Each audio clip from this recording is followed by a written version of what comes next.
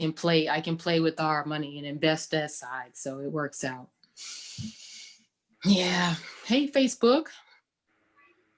We're almost live and setting up. Yay. Yay. Thank you, Ebony. Yeah. All right, if you'll just check on your Facebook and let me know if you see a tag from Real Women Real Estate. Hey, Facebook. Hey, guys. On and popping.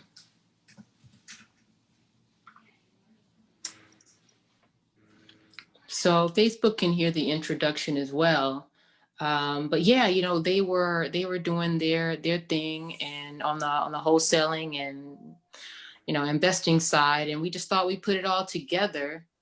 And there's a changing face in real estate. There's a changing face in investing, and it doesn't look like it used to look, and we just want to expose that. And so we opened this thing up to men now. We've only had a few men on the show, so you're in a very small coveted group. Oh, special. Absolutely. All right, I like that. And yeah, we're just gonna get it popping and just talk some investments today, and with the finance rebel, and ask you some good questions, and hopefully you're candid and open with us. And we try to have some fun at the end. We'll do a little rapid fire, a little situation with you, and see how quick you are on your feet. Okay, that's fine. You don't even gotta warn me. All right. Either I get it right or I get it wrong, and I'm going to admit what it is. Either way we go. There's no such thing as there's no wrong answer. Exactly. And then you guys just let me know when you're ready to get started. So Ebony, I don't see the feed for me on Facebook, so I can share it with my audience. But if not, you can find it later, and I'll definitely share it. No, I just tagged you again because it didn't. Oh, why is it doing that? You tag my page or my personal? Your page. It says Camari Ellis, the finance rebel. Yes. So let's see. Maybe it's in notifications. Oh, there you go. I got it. Yep. Okay. And my kids are supposedly leaving, guys, but I'm not sure what's happening. Oh, good for you. Quiet house. Man, it's a beautiful thing. Well, I just shared it to my group. I can't seem to share it to my page. I feel like I have the same issue. Got 3 eyes on us. Hey, 3 people. That's our faithful. Our faithful 3 right there. We're going to get it on. Let me see.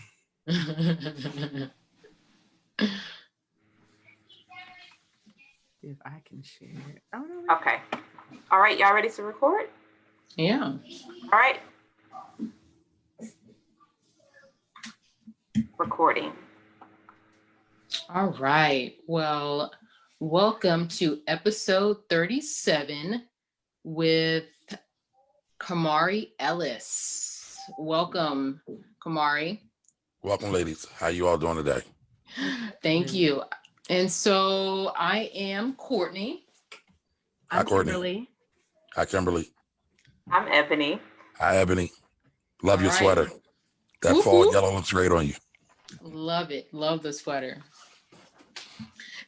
You guys are silly, right? So, of course, we always want to start out with a quote of the day. And our quote comes from none other than Tony Robbins. And it is, "Success is doing what you want to do, when you want, where you want, with whom you want, as much as you want." Mic drop. Bass drop. So I love that. So I want to introduce our special guest today, the self-proclaimed finance rebel. And Camari has worked in finance industry over 15 years. A few years, or a few different finance roles, I should say, stems from accounting, financial advisory, investment analysis, and portfolio management. His passion is education, and it's evident in his many platforms. You can see that on YouTube and Instagram. And he educates us on his second passion, which is the stock market. And so I actually found Camari on Instagram, reached out to him, and welcomed him onto the show, and I'm excited to learn more from him about the stock market. But first and foremost, we have a small disclaimer here.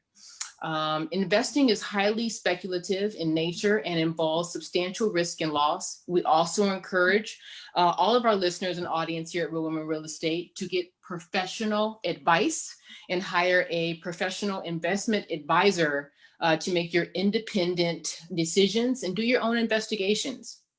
On any of the information or particular stocks that we discussed today, we do not in any way whatsoever warrant or guarantee the success of any action you take in reliance or in advice on anything that's mentioned today. And all of our investments, or all investments rather, carry a significant risk with significant impacts on your decisions. And it is your individual responsibility to do your research. Yeah, don't Thank you. take our word for Bible. Yo, you got to put that disclaimer out there, right? Because they will come back and say, hey, You told what? me. You told me to invest in this right here. And No, guess no. what it did? Yes. And so That actually happens to me quite often. Exactly. Do you do a disclaimer? I do. I actually do a disclaimer several times throughout the show. People, everybody has a short memory when it's not in their advantage. Like when something goes against their way, they don't care. They didn't hear it, but I do it multiple times. So exactly. No, so you can appreciate that. So it's all fun and games, right? Until somebody comes back and tries to, serve you up with that notice, right? So we want to avoid that, but still have some fun. Now that was a kind of a short introduction into your world and into your start. Can you expand upon that and tell us how trading became your passion? What got you all into the stock market, all the chips? So I guess I had to start from the very, very beginning. My dad was a small Black business owner. He was also an accountant. At the time, there wasn't a whole lot of Black accountants. Shout out to the Black accountants real quick. That's right. All right. Shout out to NABA and all the other Black accountant associations out there. But I would go to his office almost every day after school and spend time with him because, my parents were separated at the time. And so I would go almost all the time to his place, to his office after school, and I would wreak havoc when I would be at his place. So he said, well, you can read, you can do things. You're going to do these taxes, read Pub 17 or Publication 17 from the IRS, and then we're going to start from there. And that's what happened at a very, very young age. I won't give out my age because I don't want to feel like the old person in the group, but I started back in the 80s doing tax returns by hand. So I got a little history and a little track record going on. So, started from there. That's funny. You do not look like you've been doing anything since the 80s. Yeah, you started when you were like 5, right? Almost, it don't crack, do it? Almost. It just don't crack. You know what I mean? Y'all are gracious, so I appreciate y'all. But I was never really a fan of accounting, right, in tax, but I was probably too young to really realize the opportunity that I had before myself. Like most young people, right? What's the adage? Youth is wasted on the young. So, I got to see a lot of things. I got to meet a lot of people, business owners, kind of see into the mind of a business owner, what they're thinking about. And again, I didn't like it. I wound up going into the tech field. And then from the tech field, I wound up having to run my father's office for a while. And then I said, you know what? I'm going to go back to school because I went back to school late. I went to school late, college that is. And I wound up going back in my 20s and then graduated. And I said, you know what? I still don't want to do accounting. I was a finance major. Finance is different than accounting. They're very similar, but they're different. Finance is more about projecting the future. Accounting is more about following the past. So you can kind of predict what's going to happen in the future. They're very much related, but they're also very different at the same time. But I worked some free internships. I know a lot of people don't like the term free these days, but I worked some free internships, got established, paid my dues, wound up with one organization where I met a mentor of mine who was actually an institutional Wall Street investor. And then I worked with him for a while. He brought another company, took me with him. And so I was able to work on Wall Street institutional investing stocks and bonds, especially ETFs or exchange traded funds. And then my position was kind of phased out. They wanted to shift me to a different position. I didn't want to do that position. because that position was more like accounting and I didn't want to do it. So I wound up going out on my own, got up with some partners. I was in charge of investing. Other partner was in charge of financial planning. And we had another partner that was in charge of tax. And so did that for a few years. That didn't work. We're all still good, right? But it just didn't work. I tell people all the time, partnerships are very much like relationships, like marriage almost. So you got to make sure that whoever you're going to business with, you're evenly yoked with, y'all got good chemistry and y'all can work together. So from there, I wound up going on my own. All this while though, right? Ever since I ran my father's office, I've always kind of been doing taxes in the background, could never get rid of my tax clients, even though I was trying desperately. And then it just kind of came back. And then it really dawned on me, right, from all my experience that one, in the financial advising space, nobody ever talks about the impact of tax on your investing. And I was kind of like the only person that did it. And then two, I wound up getting a radio show in Philadelphia. And then that's where the love for doing radio and social media and podcasting came from. So it all kind of came about all at the same time when I went out on my own and I filmed Philly Tax Team. So that's kind of my story, the abbreviated version, real quick. No, I appreciate that. So then the accent is Philly, right? Oh, you hear an accent? That's funny. You always say you can never hear your own accent, but yes, the accent is Philadelphia. Absolutely. Not much you can hear an accent. Absolutely, you can hear it. Well, that's impressive. And, I think kudos to you for sticking to it. But not only that, but recognizing that there was something in front of you and exploring it. And it's always about, like what you were exposed to. Jay-Z says, if I was a doctor, my nephews would want to be a doctor. It's whatever you're exposed to, right? It's right. What's in front of you. So right. That's true. You for taking that on. So hopefully my kids see what I'm doing and inspire. They will. They'll be the next real estate moguls. Man, I hope so. So let's get into it. Talk to us. A lot of our audience, we always talk about real estate. We're a real estate, podcast, but investing is something that goes hand in hand with our real estate, either in investing in, real estate, or you're investing in the market, and the two of them kind of flow on the same path, right? They're both kind of cyclical and intertwined with each other. So, tell us, how they kind of get started. If you are you got that itch and you want to get started investing in the stock market, how would you advise people to start approaching it? If they're in real estate and they're trying to make that switch over, what's some advice that you have to a newbie? And I'm that newbie. So you're that newbie. Okay. So me as well. Ebony and Kimberly, do you both have Cash App? Yeah. Okay, so I tell everybody when you start new. No, but I'm gonna tell you how to get some cash.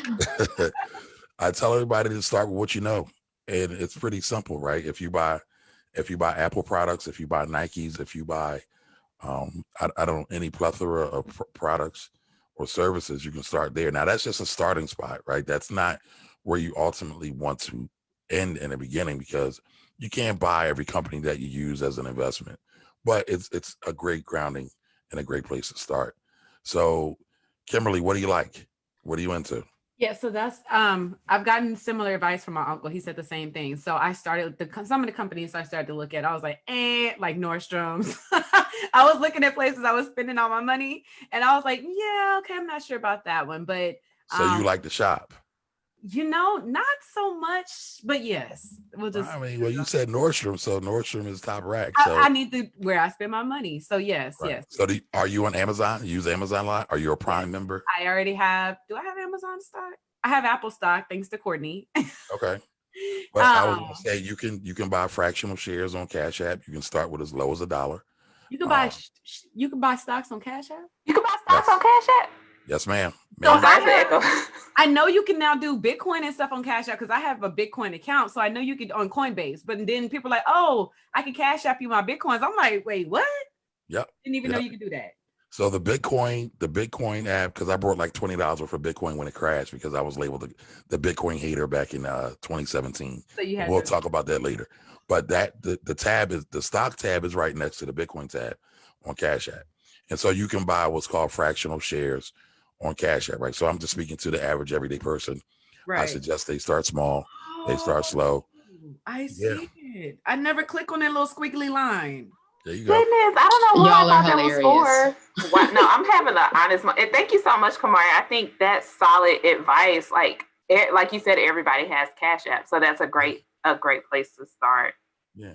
And so if you wanted to buy, I for example, I will buy $1 of Apple just to show people, just to highlight that you don't need $1 billion to buy stocks. Everybody thinks stocks are for the rich, for the old white guys in the white suits. I mean, the gray suits with the white shirts and the black ties. That's not the case anymore.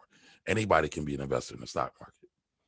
Now, I do caution everybody to do their due diligence, to start slow. Don't try to jump in. Don't try to do anything fancy. Get your fundamentals first, right? You want to invest in good businesses. Warren Buffett talks about that all the time. You're not really buying stock. You are buying into a business. So you are a partial business owner. But, I tell everybody to start slow. Get your feet wet, and then begin to understand the market and how it works. Because, again, the market is a collection of businesses. The better the business, typically the better the stock. Warren Buffett actually said Apple is probably the best run company in the world. And when you look at it, they just released a new iPhone, was iPhone 12 yesterday. They do that like clockwork. Every year they usually have an announcement in September. This year was in October because of COVID, but they announce something every year. Their marketing is A1. Their customer service is A1. I mean, if you ever go into the Apple store. So that has the makings of a great company. Great companies tend to attract capital, tend to attract customers, and they can keep making money. So that's who you want to be in league with when you're investing. Now, when I was talking to, Kimberly, and I made a little post, and some people were like, how do I get started in regards to a brokerage firm?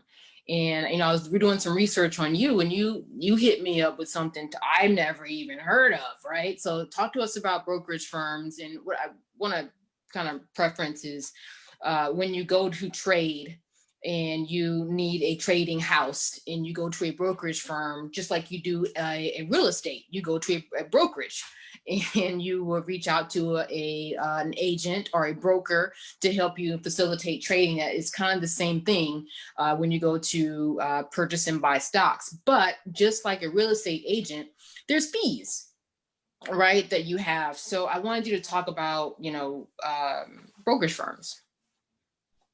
Yeah, I mean, so we can talk about E-Trade, Charles Schwab, Thinkorswim, or TD Ameritrade. But for right now, there's a big war going on between all those, and there are no fees. There are no trading fees. There are no brokerage fees. There used to be, but they got rid of them because the stock market is a little bit different than let's say residential, retail, real estate. Whereas the job of a realtor or of an agent is to kind of market the property, get it ready to get to market, make it appealing, right? All of those things matter when we talk about real estate and selling your home and presenting your home. You're not really dealing with that when you're trying to sell a stock.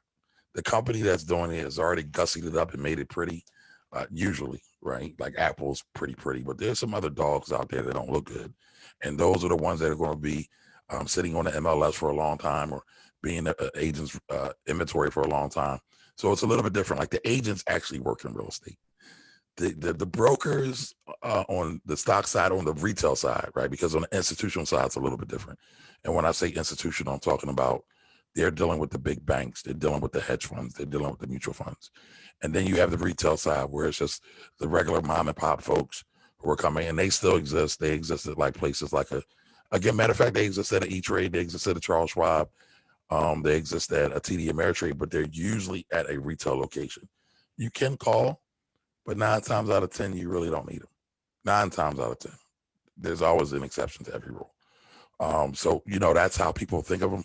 And they think about them like that because of movies like a Trading Places or Boiler Room, where they saw the guys in there, or Wall Street, right? They see the guys in there talking about sell, or trade Anacostia Steel at a certain level.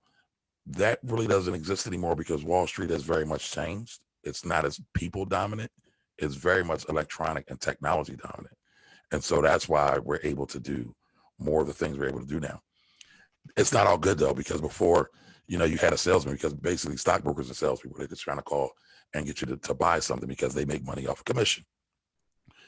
But what we're seeing now with some of these self-directed people, DIY people, and I have no problem with that. I do believe everybody should be their own steward. When it comes to money, they should understand it. And when they use the professionals, they should understand what the professionals are doing. However, there have been cases where people get on Robinhood. That's another brokerage account, but it's, again, a technology-enabled brokerage account that makes it a lot easier. You can do it from your phone. You've seen people commit suicide because a technological glitch where a guy thought he had over $1 million lost in the market, but it was just a timing error and his account hadn't gotten updated. So, there's good and bad with everything. There's good and bad with everything. I hope I answered that question for you. No, I think that's good. I really just kind of made me think about it. And honestly, something came up just recently. An article, came up about just, African Americans missing out on this wave. Like right now, there is, well, really since March. I mean, if you look at the trend line since March, when everything just kind of bottomed out, there's been this wave, and there are a lot of people that are getting extremely wealthy. I mean, just imagine if you bought 500 shares of Zoom in March, where you would be at right now. You know what I mean? Just think about these, just think about this. But their stocks are soaring and Black people are just missing out. Households. Oh, I'm assuming that's the article. Go ahead. That's the article from the Washington Post today. Mm-hmm. Well, you know what? It's not, but it's probably all related. What's your opinion on this? What's your opinion on, why investors only look a certain way and why we're missing out on this stuff? So I've read basically that same article today. And if you do a deep dive on me, you'll see I'm a big advocate for Black wealth, especially for Black folks getting involved in the stock market. And I feel it's a major contributing factor why we aren't able to keep up. It's one of the contributing factors. There are other institutional and systemic racist things that are going on that also have precluded Black folks from getting their fair piece of the pie. But when we look at what we have power over, what we can do, a lot of us miss out on the stock market. Now, you talked about when the market fell in March, right? The stock market has been in a bull market or up market since 2009. To be exact, March 6th of 2009 is how long this bull market has been running. And I've been talking about the lack of Black presence in the stock market for longer than that, maybe 12 years, 13 years. And it's because many of us don't trust the stock market. We can't feel it. We can't touch it. We can't smell it, right? Our history in this country was such that we couldn't even invest in the stock market at one point. And I'm not trying to be woe is me or get anybody down. I'm not sure the audience, the makeup of the audience, but I do feel it's important to talk about the history because the history always lays the foundation of what we have today. So a lot of us, don't like the stock market, don't think about the stock market because we didn't have access to the stock market. And the Times, there's a great book called Black Fortunes. It's about the first 6 Blacks from slavery that became millionaires. And there are a couple stories in there where there was one guy from my area, from the Philadelphia area, who got rich by investing in the stock market, but he had to hire a white guy to do his trading, to do his investing. And so he made money and he was able to do that. And he was able to then further his generational wealth and leave a legacy to his family. And they wound up buying like a bus company or creating a bus company, something like that. But that's a great book. And there's all kinds of examples of us not being able to get access to the stock market. And you could probably see that up until the 70s or 80s where it started to shift. And now with the advent again of technology and social media, and we're talking about it, more people are getting involved. But where the money is still with the baby boomers, our uncles, our aunts, our grandfathers, our nanas, our moms who retired and have 401ks and pension funds that, they're not super duper active in investing in the stock market. So a lot of times they miss out because we love real estate. I'm just being honest. No diss, but we really, really love real estate. 9 times out of 10, the people at least that I'm talking to, they will opt for being a flipper or a wholesaler before they look at being a stock market investor or a stock market trader. So, I think some of it's history, but now we have more people like me out there. There's more information out there, and you have more people starting to retire early, especially with the FIRE movement, that are looking to maximize their coins. That's interesting that you say that the baby boomers are into, that we love real estate, because we've found out, just from doing this podcast, that there's still not enough information for us in real estate. They think flipping is the only way to make money, or they don't even know you got to have money to get into real estate. So I feel, at least for the millennials and below generations, that they're missing out on the knowledge from both. Like the baby boomers aren't teaching us this, which is why we've talked about generational wealth before. When we've had Chris, what's Chris' last name? Senegal. Yes, thank you. Chris Senegal was on the show, and one of the things that stuck with me is something like what you're saying, but it's how we're trying to build generational wealth, and it's, if we're not teaching our kids that, then they're not going to know what to do with it. So if the baby boomers are, if they're not knowing anything about stocks, we're not teaching that to them. The older generations aren't teaching it to us, or not even teaching about the real estate. It doesn't really go far. We have to actually find this information on our own, or, follow someone like you, because, we don't have the people. That's goes along with your point about our culture. We don't have the people that went before us to tell us what to do. We actually are learning in our generation. I mean, that's true. Again, I feel very blessed, right? You know how we have house hacking right now? Right. Yeah. But we have house hacking right now, right? So we have all these kind of new terms, remix terms.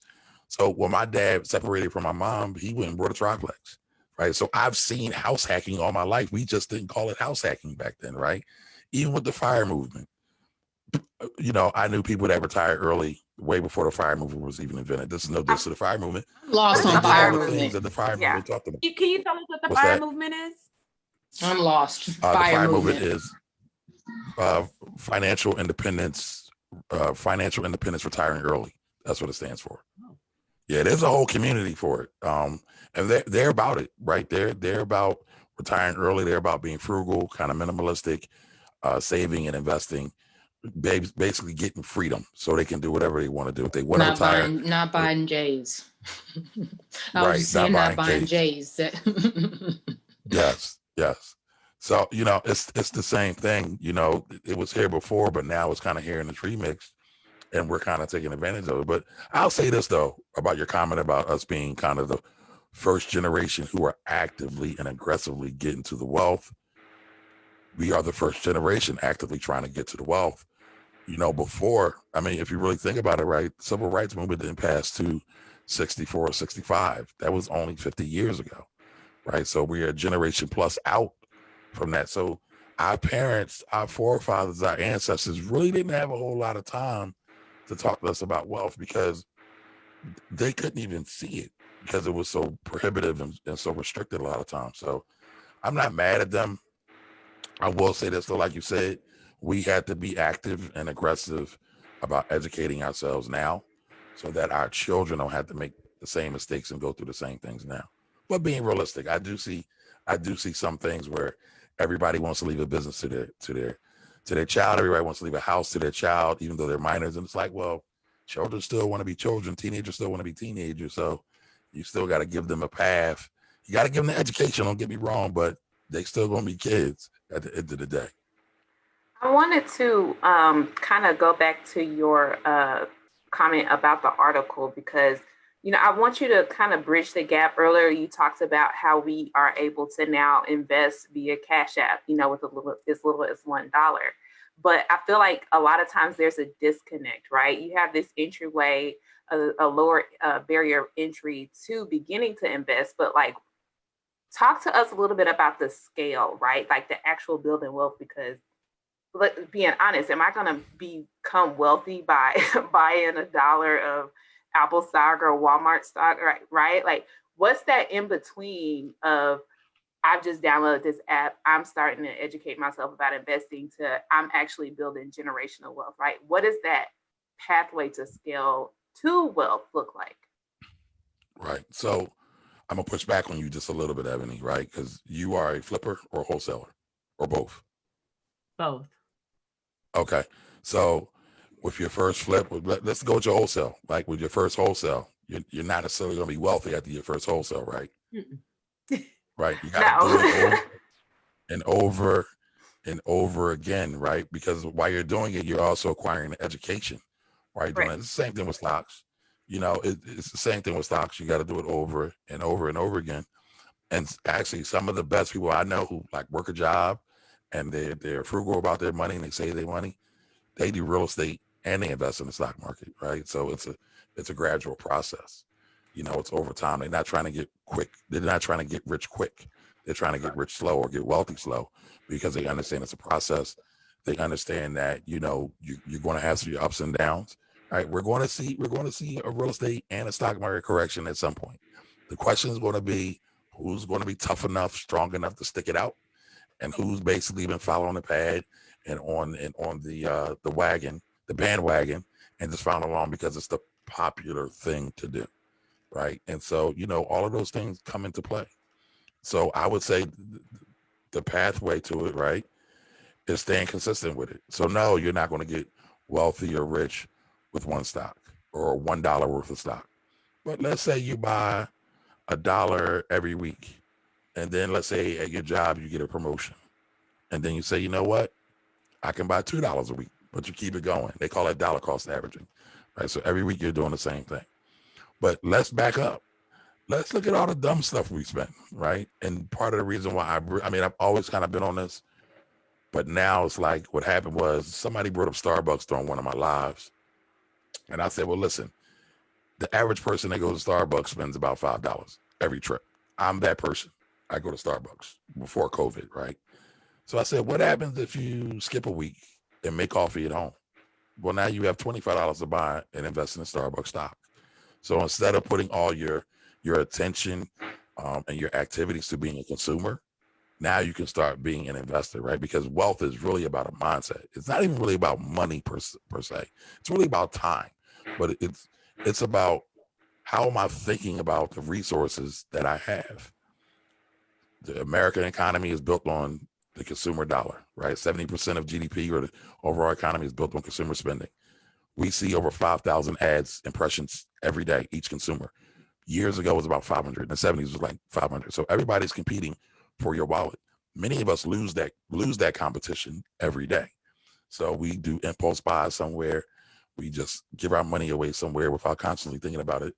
What if we became conscious and deliberate and intentional about investing our money instead of just spending it, right? So right there, that's a win in and of itself. And to me, that's a win for the wealth side instead of the poverty side. I love that you said that because I was having a conversation and it was just like, hey, you know, I think it was a Kim, you're just gonna buy one share? And it was just like, well, you got to start somewhere. That was with me. Yeah, well, you got to start somewhere. And, you know, and once that price goes up, you know, wait till it comes back down and average it out. Now you got 2, now you got 3. You disagree with that? So, but let's talk about real estate, right? Because a lot of my clients are actually real estate investors and developers, right? So what would happen if you just bought one rental property 20 years ago? Are you better or are you worse today? 9 times out of 10. I know a lot of things factor into it. Right. 9 times out of 10, you're going to be better. So it's the same thing with a stock. It's the same thing with a stock. So you're agreeing with me. You're agreeing with me that you can start at 1. Yes. Yeah. You can start at 1. Right. You can't expect to be Bill Gates or Warren Buffett with 1, but you can absolutely start at 1. With those ebbs and flows that come in, right? You know, with the ups and the downs, the election is going to have make everything. All right. I'll let you talk about that. But everything historically from an election perspective has had an effect on the market. Right. And so you just wait till you find your bottom and you get in, you buy number 2 or you buy number 3. And I feel like as long as I'm not buying at a high and chasing, then I'm all right as a budding new investor. That's kind of where I'm at. I don't want to buy a high, because I feel like the stock market is very emotional, and a The lot stock of. market probably is the. Go ahead. No, go ahead. Finish. No, that was it. I just feel like the stock market's emotional when everybody's talking about something, like let's say that the split from Apple split, and the value of Apple didn't change. You know what I mean? Right. That's correct. It just became a little more easier for the average Joe to buy and own a piece of Apple. But, as somebody that is emotionally and financially invested in that company, I always encourage people to go ahead and buy. Go ahead and buy that. But that's mainly it. I think it's fine to start with just that one. It's definitely fine to start with one, but I will say this, right? I tell people all the time, the stock market is probably the greatest display of human emotion ever seen, because you'll see it get scared or greed. Like I always say, the stock market runs on fear or greed, right? So if you see a war break out or some kind of skirmish, you might see stocks fall. If that war skirmish determines or impacts oil prices, you might see even further impact, right? So that's why the Middle East is always in play, and it typically always affects the stock market somehow, some kind of way. But I wouldn't worry too much about prices. Like if you're an investor, right, and you have a company you really, really believe in, I wouldn't worry about stock. So let's go back to the beginning, right? What's a good company?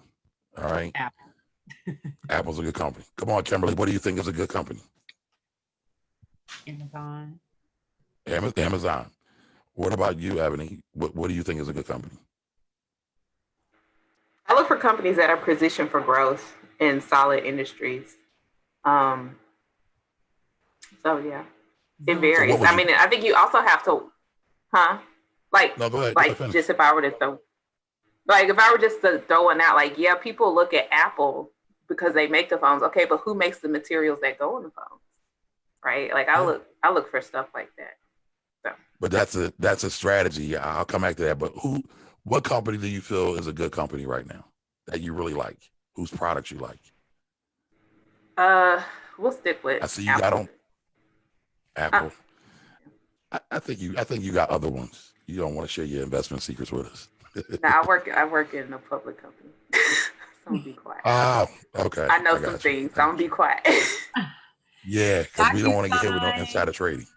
There's Microsoft, DocuSign, Uber, Zoom, Facebook. Yeah, Zoom. Now those are, what was the other one Courtney was telling us about? Roku. Yep. I'm not sure about Roku, but Roku is going to come up. They're doing some things. I don't know how long they'll be able to do it. I feel like Apple might try to take over their space at some point, but y'all meant Zoom is a good company, right? They have a stable space. People go to them. We're broadcasting live right now on Zoom. Pretty soon you'll be able to have paid events on Zoom. I just saw that announcement today, right? So they have a stable way of getting money in. They were well positioned to take advantage of COVID, right? They were already in demand before COVID, right? So they were able to do their thing in spite of COVID. Microsoft, still doing great player in the cloud space, right? Many people don't realize that. Many people think Google and Amazon are the dominant ones in the cloud space. You talk about Microsoft Azure? But so is Microsoft. Yes. Yep. So, they're all able to make money. So when I say a good company, I'm saying a good company is a company that can continue to make money and be profitable over the long haul. For example, everybody loves Tesla right now. I wouldn't really consider Tesla a good company, right? I think Tesla stock is overpriced. The stock price has been telling me I've been wrong, though, about them, because the stock has been kicking butt. But my thing is, where will it be 20 years from now? We almost bought. And right, remember I said if I get something wrong, I will admit to it, right? So I've been getting my butt handed to me by Tesla, right? Nobody's going to get it right all of the time. If they tell you they do, they lying. But I don't believe in Tesla I don't believe in Tesla in the current state that they're in over the next 10 to 20 years. Now, if they make changes, if they're able to pump out more cars and get actual profit, squarely in profit, then that'll be a different story. But as it stands right now, I don't believe in Tesla. Well, Everybody should work on developing their own investment process. I should have brought Don't Tesla try to back. follow somebody else. We looked to buy it back in 2010 and are kicking ourselves because we didn't. Listen, it happens. It happens. The thing about it is, right, you got to know what mindset are you putting in play when you're investing. Are we going to be of a mindset of abundance or a mindset of poverty? If you're of a mindset of abundance, you believe there's always opportunities. Just like in real estate, there's always an opportunity. There's always somebody that may want to move for whatever reason. Parent had an issue, child went away to college. They found a new lover and they want to get married, right? There's always going to be those issues. So that vacancy of that property creates an opportunity for the agent or another investor or another family. So there's in my opinion, there are always opportunities around, and you just got to be keyed up on that frequency that there's always going to be opportunity. Same thing in the stock market. Same thing. I mean, even for stock folks that want to start investing in the stock market, but don't necessarily have money to do it, they can buy real estate through the stock market. There are REITs that are out there. You can take $1 and start your real estate portfolio. I love REITs. I'm going to tell you, when I first start understanding about that, like one of my goals was to start a REIT because you only need 100 people. I was like, man, that would be so cool to like start our own real estate investment trust. But that feels like a pipe dream right now. That might be like a future conversation. But I'm still a firm believer in investing in them, especially like in your 401k, if possible. Like if you're, again, this is not advice, but like if you're comfortable going in and playing around with the funds in your 401k, like for me, REITs were very successful. Yeah, you just have to be really careful right now on what kind of REITs you're getting, because a lot of the retail REITs, we're seeing a lot of the malls close. So a lot of them are going to be a bit tricky, but there are a lot of other good REITs, right? There are REITs that are doing cloud-based warehouse. There are REITs that are specializing in nursing homes and medical facilities. And as the population in the United States gets older, they're still going to be in demand. So I agree with you, Ebony. Ebony, I think that's the most you got excited today about those REITs. So clearly that's your thing. I just like all things real estate. And so once I realized you could tie in real estate and like actual like market investing, because some people aren't as comfortable with actually getting their hands dirty with like a property, right? Or investing large amounts of sums in a property. So when I learned that you can, incrementally invest just, in a REIT, I was like, oh, that's great. But that was, yeah, long time ago. So one of the things I left out that I usually don't talk about that much, but even as a result of me working with my dad, I used to manage about 50 doors because my dad had real estate management as I don't want to call it a side hustle. I mean, it was a real business. Wait, but it was a pain in the butt. Kamari, how are you gonna leave that out? And we are real women real estate. I'm gonna need you not to leave that out. So casually throw it out there. I used to manage 50 doors. That's a big damn deal. But when I go over from my dad, I was the one who had to run the 50 doors, right? And that's how I figured out I am not a good real estate manager, right? I'm good at getting the repairs done. I understand that part. I understand the pricing of all that. I understand quality. I am not the best at when it comes to evicting tenants, because I have a couple of stories where I learned a lot, and I made some big mistakes. And I've got some war stories. I've got some war stories from being a real estate investor. That's why I always laugh at people when they tell me I'm a real estate hater. And I've had a piece or two here or there. I'm not going to say I was a real estate mogul or I have real estate mogul knowledge, but I got enough to be dangerous. And like I said, most of my clients are real estate investors or developers, and things like that. So I'm aware. Question, what is because you mentioned this earlier, but when you're looking at your strategy, right? And you're looking at long-term, what about someone or give people the difference between being a day trader and looking at long-term investments like Forex and all of that, because that's big right now too, especially in COVID. I'm hearing it everywhere. So what are your thoughts or advice on day trading versus the long-term investments? So I don't think there's any bad financial tool. I think there's bad financial strategy. And within bad financial strategy, most of us don't know who we are. And what I mean by who we are is like investing is a very personal, it's a very intimate thing, right? And one of the biggest factors in investing, especially trading, because trading and investing are different, is your emotions and how you deal with things. Like people get these paper traded accounts and they're like, man, I just killed the market today and I'm doing great. But yeah, put your own bread up, put your money up, and then see how that goes when you have a down day. And then they start to do what's called revenge trading, right? Because they lost some money and now they're trying to fight to get their money back. Usually doesn't go out too well. And most times traders, their win rate is about 5%. 95% of traders lose money. 95% of traders usually fall out of the market. Now, again, I don't have a problem with it. When I was institutional, I would day trade all the time, but I was institutional, so I had a whole bunch of other support with me. And that's all I did. I didn't have to work a job. I didn't have to worry about, you know, collecting money from clients or anything like that, or from tenants or anything like that. That was my sole job. That was my sole focus. But I don't think that beginners, people that are brand new into the market, should start with trading. They shouldn't start with Forex. They shouldn't start with futures. In my opinion, they should start with stock. They should understand the market, how the market works. The stock market interacts with every one of those markets I just named, the bond market, the Forex market, the Forex market. Understand how that goes before you venture out and you try to day trade.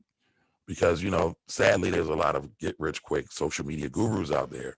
None of them really have any real experience in it, saying, hey, I did this, you can do it too. Some of them I'm seeing now have had big followings, and then I guess they partner with somebody and they say, hey, become a day trader.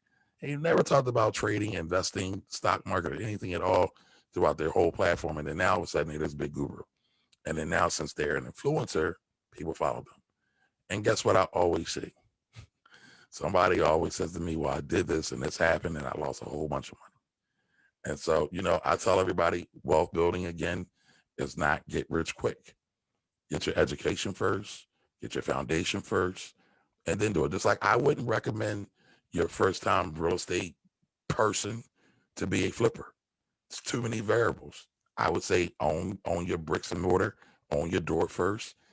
And I mean, if you got a mentor that's guiding you through, that's a little bit different, like really hands-on, but I would say be a renter first. Deal with that.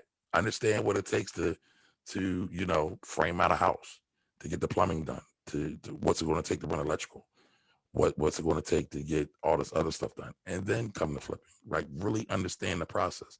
Really understand how your holding costs, you know, your mortgage, your insurance payments, your overage, right? Because a lot of times real estate people, flippers have overages when it comes to the materials.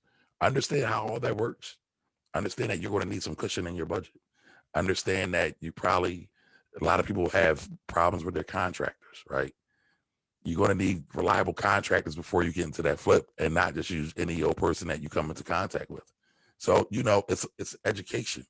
And a lot of times we want to jump over to education just to the doing, but there's a reason for the education.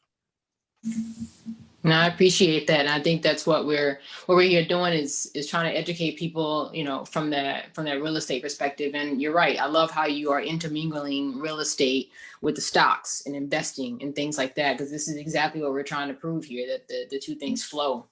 And so, you know, it's one thing to invest in individual stocks. It requires quite a bit of research. It requires time.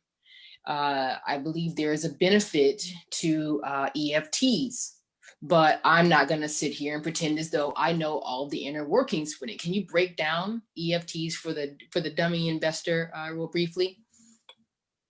Yeah, so they're exchange traded funds, ETFs. They're basically a basket of investments, right? So you can have an ETF that is all about US stocks. You can have an ETF that's all about Chinese stocks. You can have an ETF that's all about gold. You can have an ETF that's all about the Japanese yen. You can have an ETF that only invests in Russian companies or African companies, right? And so you can kind of mix and match and take that and create your own portfolio. Actually, that's what I used to do when I was institutional. I would manage ETFs to make these customized portfolios for investors. But I love ETFs. They're like the cousin of the mutual fund. Ebony talked about the 401k. So usually in your 401k, you have mutual funds in there. Some of them have some ETFs, but not that much. But I prefer the ETF more because they typically have a lower cost, right? So earlier you talked about brokerage fees, right? Just so I'm clear and I don't confuse anybody. You have brokerage fees, and then some of these funds have overall expense ratios or expenses to keep the fund or the ETF going. Some of these mutual funds can be very, very high in cost, and the ETFs or the more index investments tend to be very low in cost. A lot of people think about Vanguard when we talk about index mutual funds or index ETFs because their costs are the lowest that are around. But again, ETFs trade just like stocks. So if you wanted to buy IBM and you're like, I'm not sure, how's IBM going to work in overall tech? Like, how is it going to be? Well, you don't have to buy IBM. You can buy an ETF that holds IBM, that focuses on technology. Same thing for Apple. Well, Apple's in damn near every ETF and mutual fund right now. But, any tech related company, whether it be Zoom, whether it be Facebook, whether it be Amazon, usually you can find it in an ETF. It'll be a small basket of it. So you might have, let's say, the top 20 or top 100 tech companies in the United States or around the world for that matter. And then you can just buy that. Like if you're like really happy about tech, you can buy that. Same thing for REITs, right? There are ETFs that specialize in REITs, REITs, Real Estate Investment Trust. And so you can buy REIT if you want to get some dividend, if you want to create some real passive income. I always say dividend stocks create the best passive income. Y'all might fight me over that because y'all might say rental property creates the best passive income. But I always say you never got to evict the stock. So and you're never going to get a call in the middle of the night to fix a toilet from a stock. You will from a rental property 9 times out of 10. But, you can buy ETFs, again, that only focus on REITs, and you can get really specific. There's different sectors of REITs. You have lodging, you have timber, which is wood, you have medical, you have malls, and then commercial buildings, and there's like 2 other ones. But you can buy different ETFs that focus on each one of those sectors of REITs. So you can get really specific in your investment journey. You can really take control over it if you want to.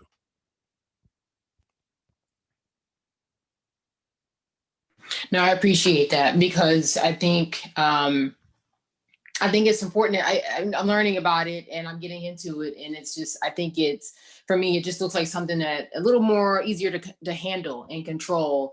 I don't know, maybe risk averse than individual stocks. I don't know. It feels like that. But you know It's what? definitely, Go ahead. it's definitely not as risky as owning individual stocks, Yeah. because usually inside of these REITs you have, let's say you'll have anywhere from 20 to sometimes thousands. So you get diversification. So if Apple drops and you own Microsoft is still able to run. So it'll balance out the volatility or the kind of the yo-yo effect of the market in your investing as well. Doesn't take it out totally, but it will balance it out a little bit. Absolutely. No, I appreciate that. I didn't realize we could do this apparently all night, because I did not realize that we have been going this long. This has been a great conversation. I do want to ask you and kind of some wrap up questions, and typically that we always ask. And one of those is, just where can our listeners find you? Where can our listeners, find you at? Where are you stationed? I'm on all social media. You can either find me as Camari Ellis or the Finance Rebel, but I tell everybody to just send me a text, right? 215-974-0058, 215-974-0058. And I can interact with you and answer questions. That's what I'm about to do tonight after I jump off with you. I do my weekly Wealthy Wednesdays, where I answer questions live. And a lot of times I get a lot of real estate questions. So. Awesome. And then you threw out some books. And so I hate to steal Ebony's thunder here. But she is our resident she's our resident book expert. So I'm going to let her take that on. Okay. Well, thank you, Courtney. You love me. You do.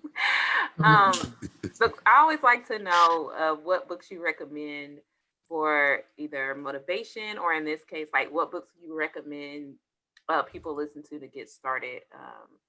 You said education is key. So what books do you recommend to get started with trading stocks? So that's always a hard one for me because I went to school for finance. So I don't read a whole lot of investment books right now. But you know what? I'll say this. The stock market for dummies, or the investing in stock for dummies, is really good. Don't be offended by the dummy title. They just kind of make it simple and plain. That's actually a really good book for learning about the stock market. I'm a fan of The Alchemist. I think that's a very inspirational book. I'm a fan of The Richest Man in Babylon. Those are my It's favorite another books. great book. I'm a fan of Who Moved My Cheese. Let's see if I can keep hitting the needle. Move My Cheese. So there was a guy whose book I would recommend, but I won't recommend him because I have a hard rule. I don't recommend races. Is it Tony Robbins? So no. Okay. No, it's not Tony Robbins. I know he's had some issues. Tony Robbins is a racist? I was just asking. He wrote a book about money. Said the N-word. Really? No, but Tony got in trouble because supposedly he said something about the N-word. But I don't know the whole context of it. But there was something out there floating about that. Could have been a hot take. For the most part, I don't. Yep, I don't have a problem with Tony, because I haven't seen that whole thing, so I need to go research that. Right. But let's see. There's a couple other. I think you said for inspiration, right? I think we all should read Black Fortunes by Shamari Wills. Again, it's about the 6 blacks that were enslaved, that got free, that actually became millionaires. And it's actually more than 6 people in there, but he really drills down on the 6. Like he talks about Madam C.J. Walker. He talks about Annie Malone. Kind of gives a little bit more color on that situation than the Madam C.J. Walker documentary did. I think they actually did a disservice to their relationship, in my opinion. But I can't take anything away from either one of them. They both did great things. And let's see, can I think of any more? Can't think of any more off the top of my head, but I'll think of some more and then I'll send them your way. I love it because I got a whole bookshelf of stuff in there. And then if I were stealing Kimberly's thunder, what would you ask Kimberly? You're on mute.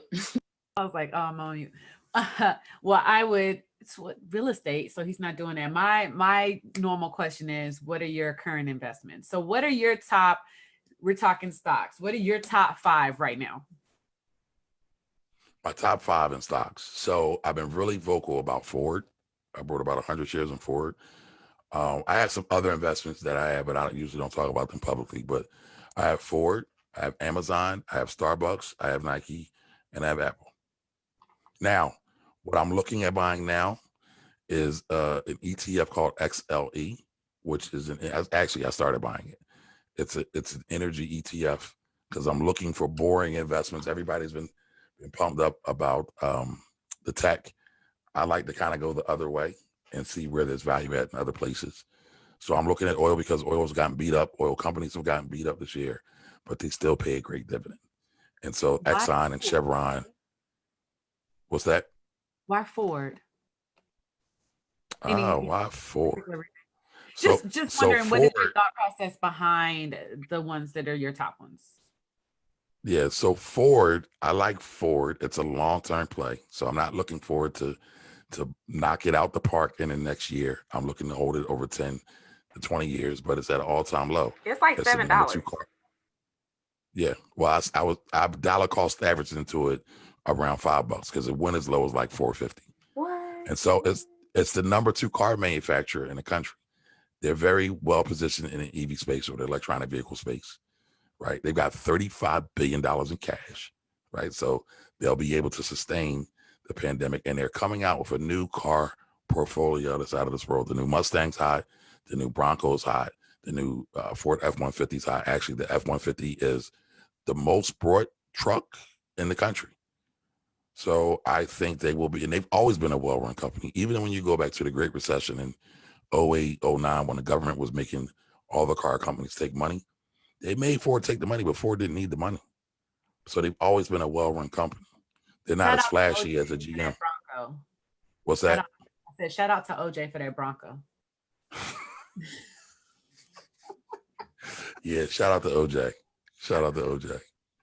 I don't know. Do I want to shout out OJ? Oh, I'm Now, being I was about to Yeah, say, OJ maybe be that's on some not, weird stuff. maybe OJ that's be not on the some weird best. stuff. talking about the Bronco, okay? That Yeah. may not be the best, but I have seen the new model of Bronco, and I think for the people who are nostalgic of that time, it is a pretty Yeah. cool car. But some solid recommendations. I'm gonna look it You for. said XLE was the energy source one. Yes. Yeah. So that buys basically oil companies.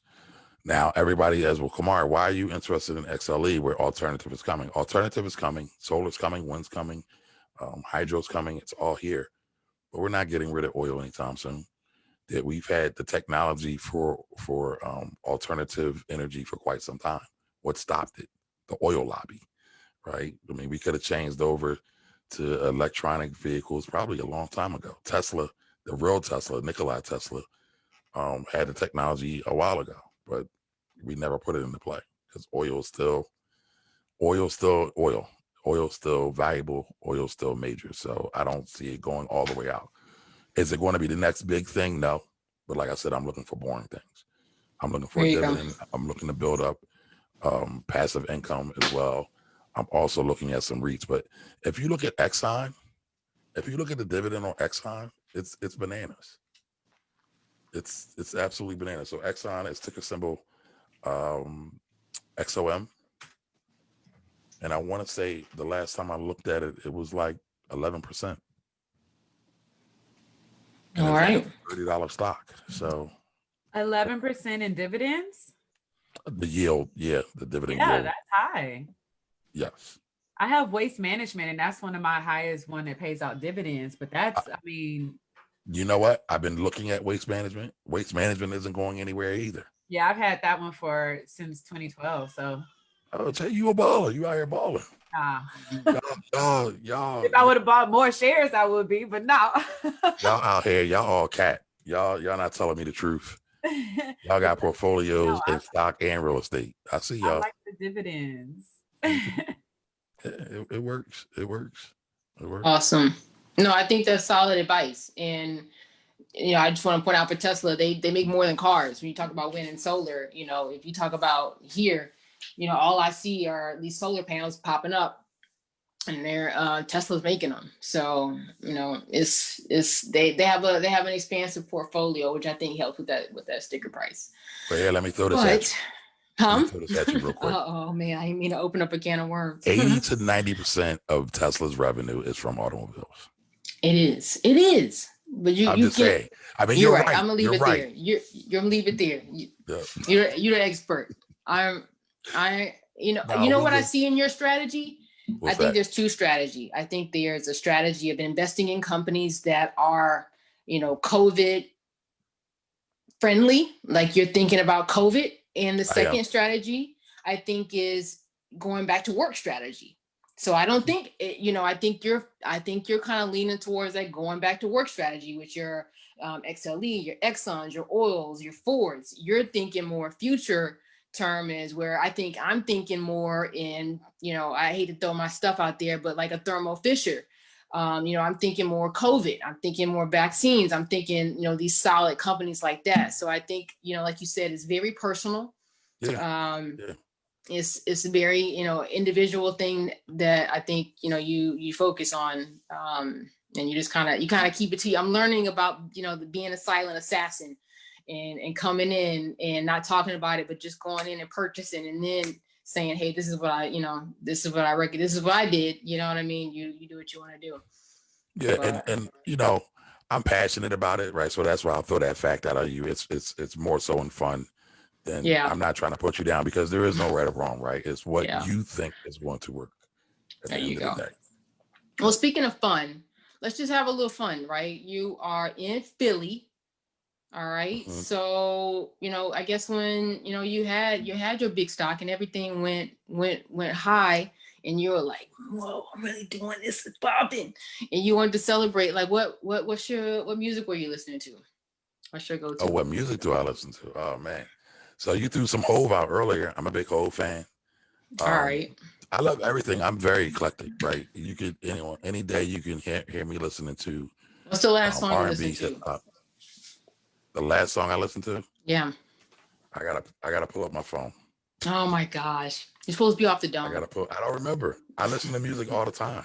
It's a I'm a passion big of music mine. fan. I'm a big music fan too. It's a Saw passion. that Tribe Called Quest on your picture. I was like, okay, I'm feeling it.